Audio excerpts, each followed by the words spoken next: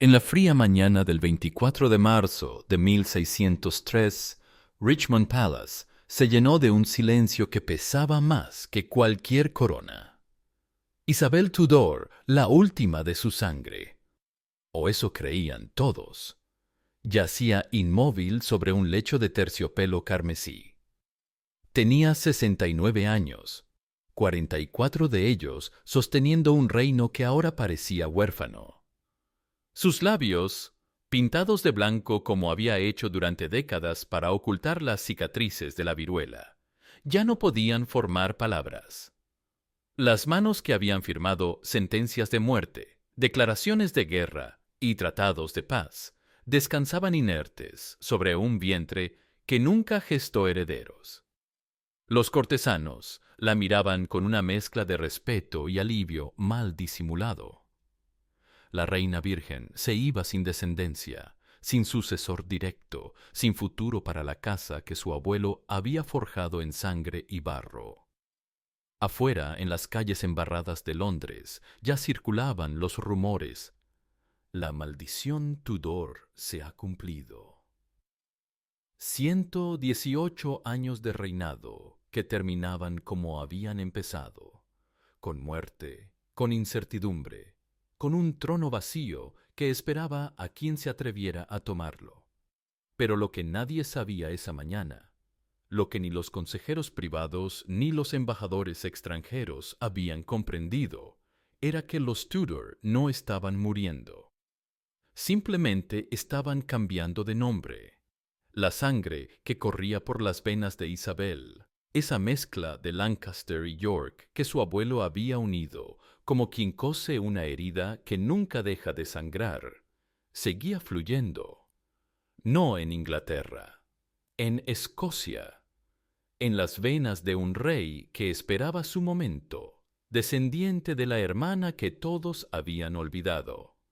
Para entender esta paradoja, esta ilusión óptica de la historia que convirtió una extinción en supervivencia eterna, hay que volver atrás, mucho más atrás, a cuando todo comenzó no con un rey glorioso, sino con un pretendiente que llegó del exilio con un ejército prestado y un derecho al trono que cabía en la palma de una mano. Shahid. Enrique Tudor nació en el castillo de Pembroke, en Gales, el 28 de enero de 1457. No era nadie. Hijo de Edmundo Tudor, un noble galés de linaje cuestionable, y de Margarita Beaufort, una niña de apenas 13 años cuando lo parió entre gritos que desgarraron las paredes del castillo. Su madre quedó viuda antes de que él naciera. Su padre murió peleando guerras que no le pertenecían, dejando a una adolescente con un bebé y una reivindicación al trono tan débil que apenas se sostenía en papel mojado. Inglaterra estaba desangrándose. Las guerras de las dos rosas, ese nombre poético que oculta 30 años de fratricidio sistemático, habían convertido el reino en un matadero donde los nobles se ejecutaban unos a otros con la regularidad de las estaciones. Lancaster contra York. La rosa roja contra la blanca. Cada batalla dejaba más viudas, más huérfanos, más tierras bañadas en sangre de gente que compartía los mismos ancestros y se odiaba con el fervor de quien pelea por algo que cree sagrado. Enrique creció en el exilio, primero en Gales, luego en Bretaña, siempre huyendo, siempre esperando. Su madre, Margarita Beaufort, una mujer pequeña con voluntad de acero forjada en el abandono y la desesperación, lo preparó para algo que parecía imposible: reclamar un trono que nunca había sido suyo. Le enseñó a rezar, a planificar, a esperar el momento exacto. Le enseñó que el poder no se hereda, se arranca. Y cuando ese momento llegó, en agosto de 1485, Enrique desembarcó en Milford Haven con 2000 hombres y una promesa que resonó por todo el país como un trueno en verano. Venía a terminar la guerra. No importaba cómo. El 22 de agosto, en Bosworth Field, Ricardo III, el último rey York, el villano de Shakespeare, el hombre que muchos acusaban de haber asesinado a sus propios sobrinos, murió con la corona puesta. Dicen que su caballo se hundió en el barro y que murió gritando «¡Mi reino por un caballo!». Enrique recogió la corona del campo de batalla, manchada de sangre y barro. Se la colocó sobre la cabeza mientras su corazón aún latía con el terror del combate, y se proclamó rey. No porque tuviera el mejor derecho, sino porque había ganado. Pero ganar una batalla no es lo mismo que ganar la paz. Inglaterra estaba rota. Los York tenían ejércitos, aliados, dinero y sobre todo memoria. Recordaban cada Lancaster muerto, cada batalla perdida, cada humillación. Los Lancaster tenían a Enrique y poco más. Así que los consejeros del nuevo rey, hombres pragmáticos que habían sobrevivido a 3 décadas de guerra civil, diseñaron una estrategia tan obvia como brillante: casar a Enrique con Isabel de York, la hija mayor del difunto Eduardo IV. Unir las dos rosas, crear una tercera que fuera mitad roja, mitad blanca, hacer de la necesidad una virtud y de la virtud un símbolo. La boda se celebró el 18 de enero de 1486 en la abadía de Westminster. No hubo amor, hubo política.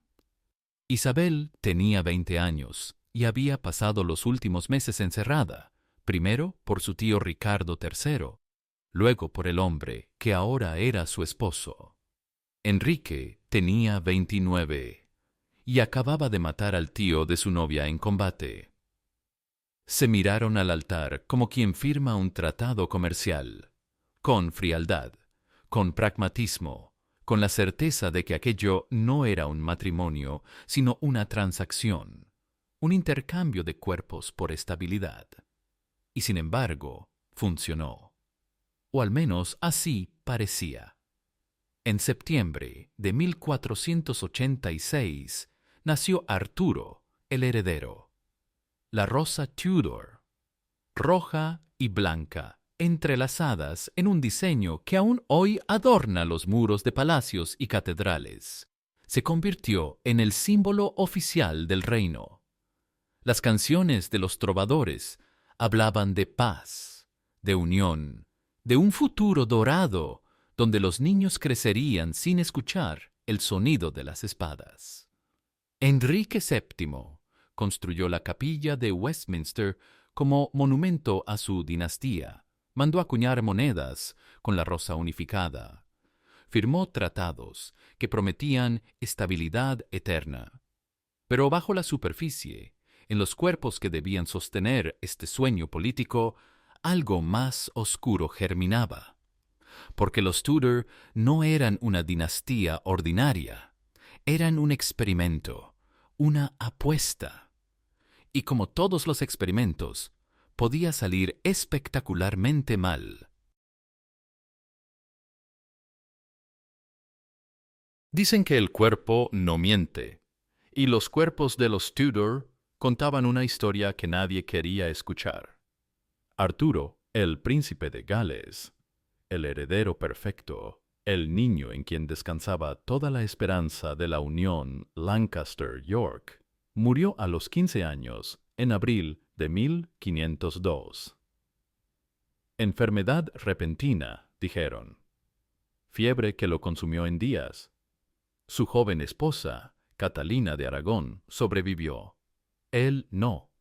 Su hermano Enrique heredó el trono, se casó con la viuda de Arturo, porque el tratado con España no podía romperse, porque una princesa ya pagada no se devuelve, y comenzó una obsesión que desgarraría Inglaterra durante décadas. Necesitaba un hijo varón. No una hija, no un bastardo. Un heredero legítimo que asegurara la continuidad Tudor. Pero Catalina de Aragón solo le dio hijas muertas y una hija viva, María. 6 embarazos, 5 muertos al nacer o poco después. Una niña que sobrevivió, pero que no servía porque las mujeres no podían heredar el trono. O eso creían todos en aquel tiempo donde la ley y la costumbre se confundían en un magma de superstición y política. Enrique VIII, porque así se llamaba ahora, el segundo de su nombre, el rey que nadie esperaba que reinara, decidió que Dios lo estaba castigando, que su matrimonio con la viuda de su hermano era incestuoso, que la Biblia lo condenaba. Se divorció, rompió con Roma, fundó la Iglesia Anglicana, ejecutó a quienes se opusieron, incluyendo a su canciller Tomás Moro y al obispo Fisher, y se casó con Ana Bolena, una dama de corte de ojos oscuros que le prometió el hijo que Catalina no había podido darle. Ana le dio otra hija, Isabel. La ejecutó 3 años después, bajo cargos de adulterio y traición, que probablemente eran falsos. Se casó 4 veces más. Tuvo un hijo varón con Jane Seymour, que murió poco después del parto. El niño, Eduardo, sobrevivió.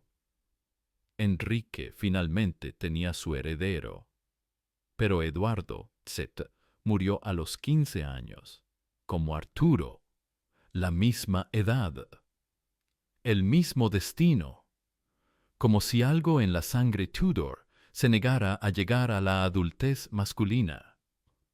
Los rumores de maldición comenzaron a circular por las tabernas y los palacios. Se susurraba en latín, en inglés, en los dialectos regionales que aún sobrevivían en los rincones del reino. Los Tudor están condenados. Dios castiga la unión forzada de las rosas. Ningún varón sobrevivirá para ver su propia coronación adulta, y los hechos parecían confirmarlo con una precisión macabra. Muertes prematuras, reinas sin herederos, un rey que ejecutaba esposas, como quien cambia de ropa y que terminó sus días obeso, ulcerado, arrastrándose por los pasillos de sus propios palacios. María Tudor, la hija de Catalina de Aragón, heredó el trono en 1553. Tenía 37 años y estaba decidida a restaurar el catolicismo en Inglaterra, aunque tuviera que quemar vivo a cada protestante del reino. Y lo intentó. 300 personas murieron en las hogueras de María, ganándose el apodo de Bloody Mary, que aún resuena en las leyendas urbanas de espejos y baños oscuros. Pero lo que realmente la consumió no fue la religión, sino la biología. Se casó con Felipe II de España, un hombre 11 años menor que ella, y quedó embarazada. O eso creyó. Su vientre se hinchó, dejó de menstruar, sintió náuseas y movimientos. Preparó la cuna, mandó tejer ropas para el bebé, escribió cartas anunciando el nacimiento inminente del heredero que uniría Inglaterra y España bajo un imperio católico que dominaría Europa. No había bebé. Era un embarazo fantasma, producto de un tumor ovárico o simplemente de una desesperación tan profunda que su cuerpo decidió mentirle. Ocurrió 2 veces. 2 veces María creyó estar embarazada. 2 veces esperó meses que se convirtieron en agonía pública. 2 veces tuvo que admitir que no había heredero. Murió en 1558 sin descendencia, amargada, odiada, convencida de que Dios la había abandonado. Isabel, la hija de Ana Bolena, heredó ese trono envenenado, Tenía 25 años y había aprendido las lecciones que sus hermanos no vivieron lo suficiente para comprender. El matrimonio mata. Los hijos matan. El amor mata. Así que se negó a casarse, convirtiéndose en la reina virgen casada solo con Inglaterra, sosteniendo el reino, con una mezcla de astucia política y teatralidad que transformó la debilidad Tudor en fortaleza simbólica.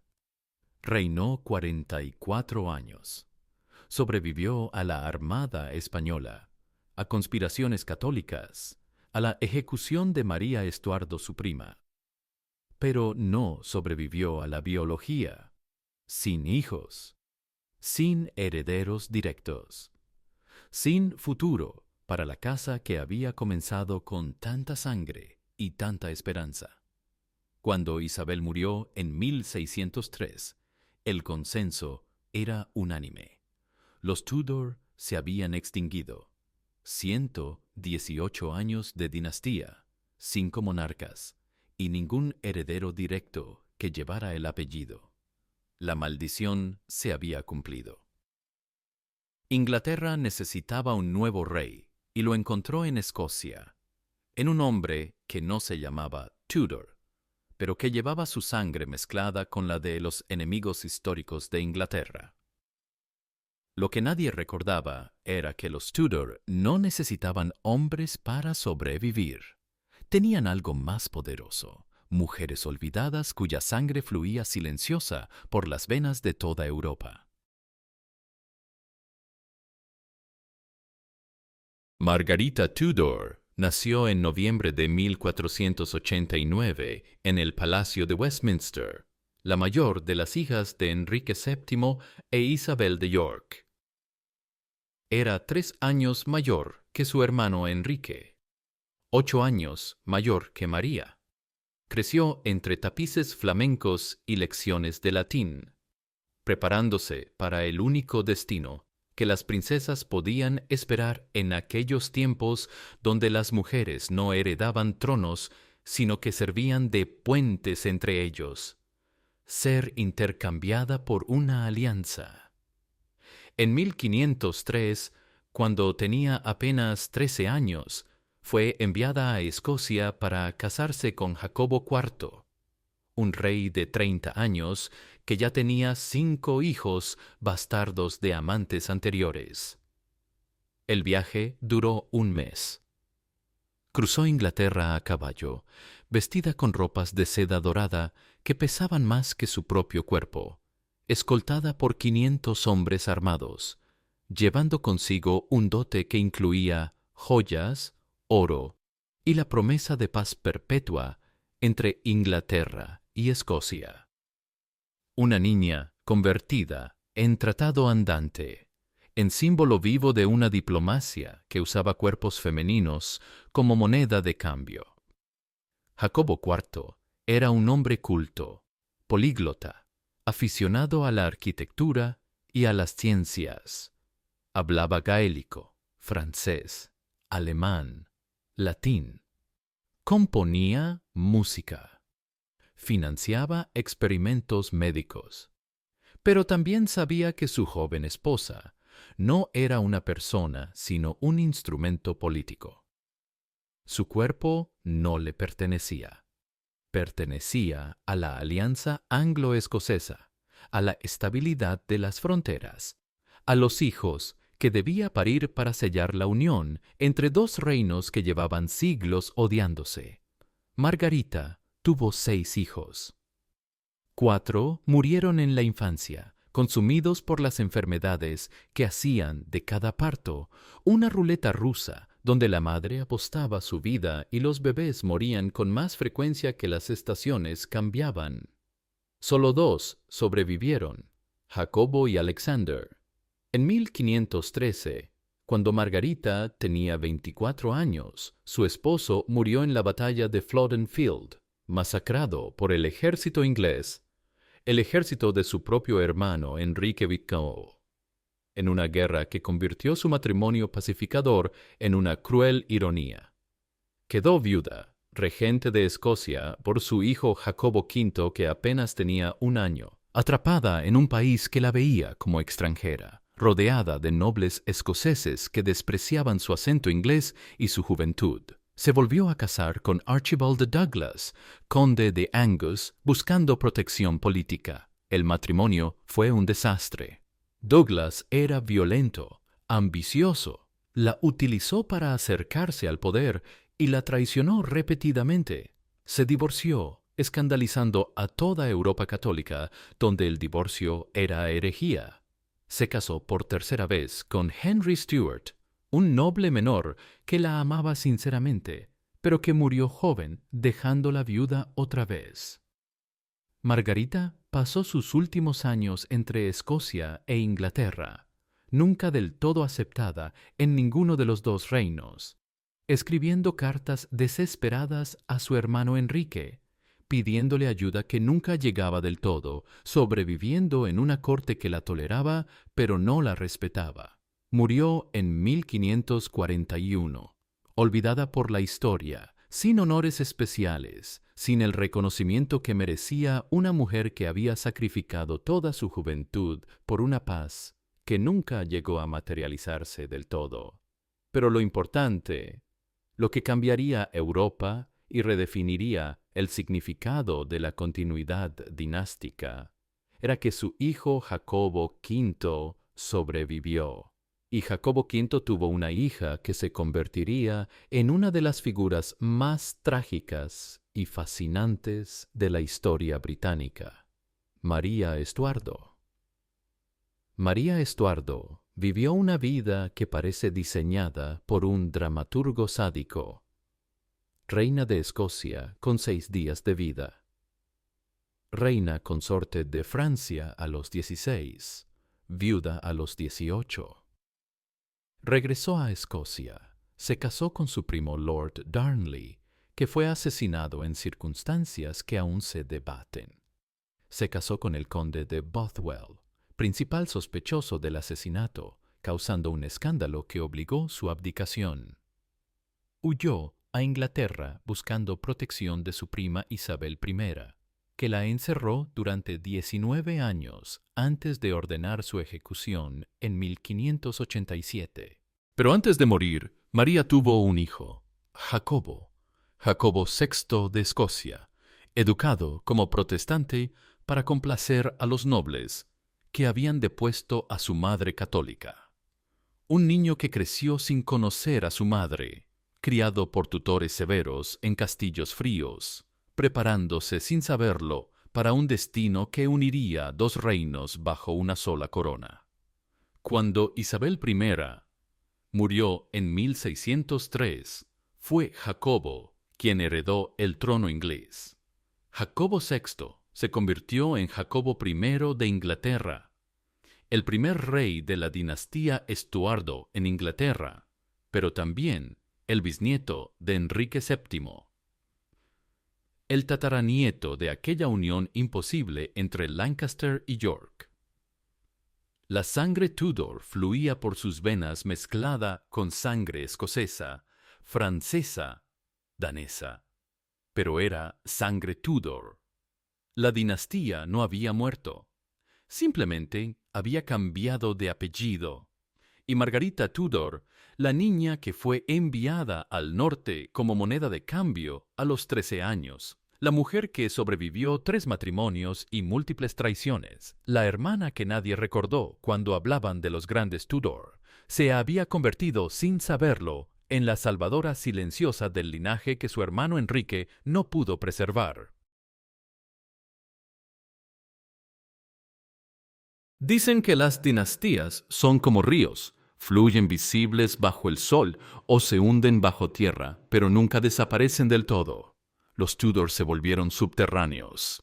Siguieron corriendo bajo otros nombres, otras coronas, otras banderas, transformándose como el agua, que cambia de forma, pero nunca de esencia. Los Estuardo reinaron Inglaterra y Escocia durante 100 años. Jacobo I unió las 2 coronas bajo su persona, aunque los reinos mantuvieron parlamentos separados durante 1 siglo más. Carlos I heredó ese trono dual, y lo perdió de la manera más dramática posible, ejecutado públicamente en 1649 después de una guerra civil que dividió Inglaterra entre monárquicos y parlamentarios, católicos y protestantes, tradición y revolución. Durante 11 años, Inglaterra fue república bajo Oliver Cromwell. Pero en 1660, la monarquía regresó en la persona de Carlos II, hijo del rey ejecutado. Le siguió Jacobo II, que perdió el trono en 1688 por ser demasiado católico en un país que había decidido ser protestante, aunque eso implicara traer reyes de otros países. La Revolución Gloriosa no fue tan gloriosa. Fue pragmática, sangrienta en Irlanda, y dejó claro que el poder real en Inglaterra ya no residía en el monarca, sino en el Parlamento, que podía destronar y coronar a voluntad. Cuando la línea Estuardo directa se agotó en 1714 con la muerte de la reina Ana, que había tenido 17 embarazos y ningún hijo que sobreviviera a la infancia en una trágica repetición de las maldiciones Tudor, el trono pasó a los Hanover. Jorge I, un príncipe alemán de Hanover que apenas hablaba inglés, que prefería su pequeño estado alemán a la complejidad británica, que pasaba meses ausente, dejando que los ministros gobernaran en su nombre. Pero Jorge I no era un extranjero sin conexión. Era bisnieto de Isabel Estuardo, hija de Jacobo I, nieta de María Estuardo, bisnieta de Jacobo V, tataranieta de Margarita Tudor. El Parlamento británico había revisado 50 candidatos más cercanos al trono y los había descartado a todos por ser católicos. Eligieron a Jorge porque era protestante, porque estaba suficientemente lejos para no amenazar el equilibrio de poder que el Parlamento había conquistado, y porque técnicamente tenía sangre Stuart y por lo tanto Tudor. El río seguía fluyendo, aunque ahora con acento alemán. Durante casi 2 siglos, de 1714 a 1901, los Hanover gobernaron Gran Bretaña bajo el nombre de su casa alemana. Fueron reyes constitucionales, monarcas que firmaban lo que el Parlamento decidía, símbolos de continuidad mientras el verdadero poder residía en Westminster, hasta que llegó Victoria. Victoria nació en 1819, una niña regordeta de ojos azules que nadie esperaba que reinara. Era quinta en la línea de sucesión. Pero sus tíos no tuvieron hijos legítimos que sobrevivieran. Sus primos murieron jóvenes, y en 1837, con apenas 18 años, se convirtió en reina de un imperio que estaba comenzando a cubrir el planeta. Reinó 63 años. Se casó con su primo Alberto de Sajonia-Coburgo-Gotha. Un matrimonio por amor que fue también políticamente conveniente. Tuvieron 9 hijos que sobrevivieron a la adultez. Un milagro en aquellos tiempos donde la mortalidad infantil seguía siendo alta, incluso en las familias reales. Y esos 9 hijos se casaron con príncipes y princesas de toda Europa en una red matrimonial que dispersó la sangre Tudor, Stuart, Hanover por todos los palacios del continente. Alemania, Rusia, Grecia, Rumania, España, Noruega, Dinamarca. Para 1914, cuando estalló la Primera Guerra Mundial, los 3 principales beligerantes eran primos hermanos: Jorge V de Inglaterra, Guillermo II de Alemania, Nicolás II de Rusia, todos nietos de Victoria, todos descendientes de Margarita Tudor, todos portadores de aquella sangre que había comenzado como una apuesta desesperada en un campo de batalla de Bosworth hacía más de 400 años. La guerra que llamaron europea fue también una guerra civil entre primos que se parecían tanto que podían intercambiar uniformes y nadie notaría la diferencia en las fotografías. Pero Victoria también transmitió algo más oscuro a través de sus hijas: la hemofilia, una enfermedad genética recesiva ligada al cromosoma X que solo afecta a los hombres, pero que las mujeres portan y transmiten en silencio. El hijo menor de Victoria, Leopoldo, murió desangrado a los 30 años tras una caída menor. Su nieto Alexei, heredero al trono ruso, sufría hemorragias constantes que convertían cada golpe infantil en agonía de días, lo que llevó a la zarina Alejandra a confiar desesperadamente en Rasputín, el monje siberiano que parecía poder detener las hemorragias del niño, lo que contribuyó al colapso de credibilidad del régimen zarista y eventualmente a la revolución que los ejecutó a todos en un sótano de Ekaterimburgo en 1918. La prensa empezó a llamarla la maldición Victoria. Pero no era nueva. Era la misma sombra que había perseguido a los Tudor, la ilusión de que algo en esa sangre estaba roto, que Dios castigaba la ambición dinástica con sufrimiento físico transmitido de madres a hijos en una cadena invisible de culpa y dolor. Y sin embargo, la dinastía seguía. Cambiaba de nombre, pero no desaparecía. En 1917, Europa estaba en llamas. La Primera Guerra Mundial había convertido el continente en una trinchera interminable donde millones de hombres morían por kilómetros de barro. Inglaterra peleaba contra Alemania, Francia contra Alemania, Rusia contra Alemania y Austria-Hungría. Pero la familia real británica tenía un problema que ninguna estrategia militar podía resolver. Su apellido era alemán. Sajonia-Coburgo-Gotha, el mismo apellido que llevaban los primos alemanes contra los que estaban en guerra. El rey Jorge V, nieto de Victoria, enfrentó una crisis de legitimidad que amenazaba con destruir la monarquía desde dentro. Los periódicos lo llamaban el rey alemán. Los sindicatos laboristas exigían su abdicación, argumentando que ningún alemán debía gobernar Inglaterra mientras soldados británicos morían en el frente occidental. La atmósfera era tan tóxica que el gobierno consideró seriamente abolir la monarquía y establecer una república al estilo francés. El punto de quiebre llegó cuando bombarderos alemanes Gotha, el mismo nombre que llevaba la familia real, comenzaron a bombardear Londres matando civiles. La ironía era demasiado cruel para ignorarla. Los periódicos publicaban caricaturas de Jorge V vestido con uniforme prusiano. En las fábricas, los trabajadores se negaban a celebrar el cumpleaños real. El Parlamento debatía abiertamente la abolición, así que Jorge Victuti tomó una decisión sin precedentes, un acto de pragmatismo político tan brillante como desesperado. Cambió el apellido de su casa. El 17 de julio de 1917, mediante proclamación real, la dinastía Sajonia-Coburgo-Gotha dejó de existir. En su lugar, nació la Casa de Windsor, tomando el nombre del castillo más emblemático e indiscutiblemente inglés de la corona británica.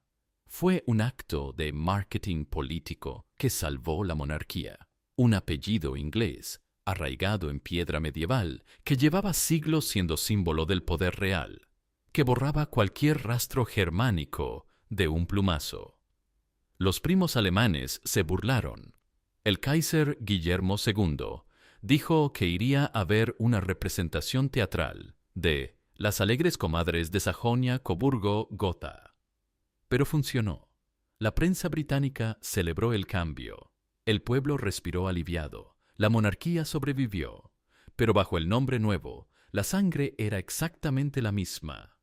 Jorge V descendía de Victoria, que descendía de los Hanover, que descendían de los Estuardo, que descendían de Margarita Tudor.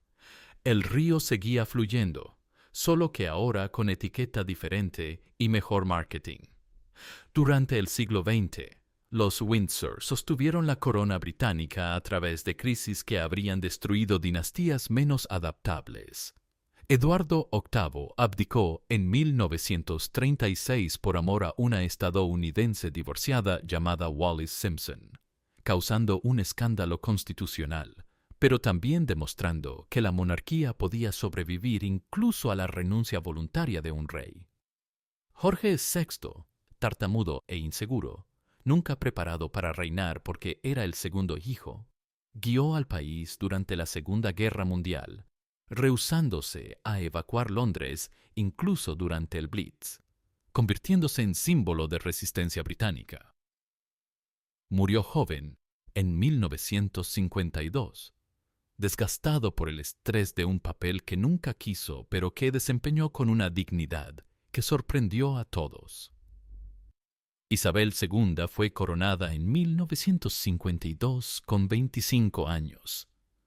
Reinó 70 años, convirtiéndose en la monarca con el reinado más largo de la historia británica, superando incluso a Victoria. Presidió la descolonización del Imperio Británico, transformando un imperio territorial en una Commonwealth simbólica. Vio desfilar 15 primeros ministros, desde Churchill hasta Liz Truss. Se adaptó a cada época sin perder la esencia del papel, ser símbolo de continuidad en un mundo que cambiaba cada vez más rápido. Cuando Isabel II murió en septiembre de 2022 en el castillo de Balmoral, el mundo lloró no solo a una reina, sino a una época. Era la última conexión viva con el mundo de antes.